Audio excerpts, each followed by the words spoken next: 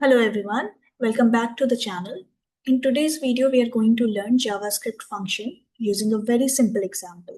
If you are a beginner, this video will help you understand how function work and how we can pass value to them.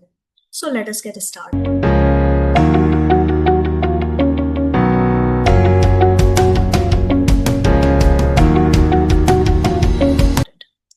We're going to use a very simple example of a function that is going to print the word hello. So for this, I'm going to write the keyword function, name the function as greet, and proceed with the syntax. We're going to write console.log and just a simple hello. So this is what is called function definition. Now if I try to run this file, I get nothing in the terminal. Why? Because I have only defined the function and not called it yet. So in order to call it, just write the function and wrap a parenthesis. And now if I try to call this file, I get a hello. So what if I want to make this value dynamic? Suppose I want to greet someone with their name.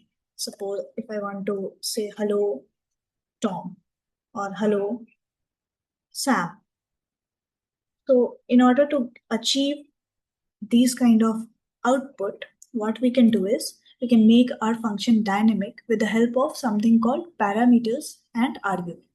So in this existing function, I can pass a parameter called name. And after this hello, I'll just add this name parameter. While I call this function, I'm going to pass the value of this parameter. So if I run this file, I'll get hello Tom.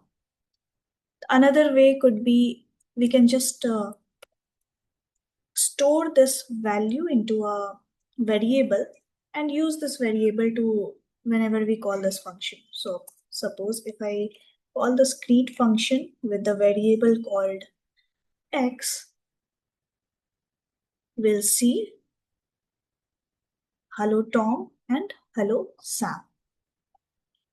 So yes, this is all the basic idea about JavaScript function. If you found this video helpful, make sure to like the video and subscribe to the channel for more coding tutorial. Thank you for watching.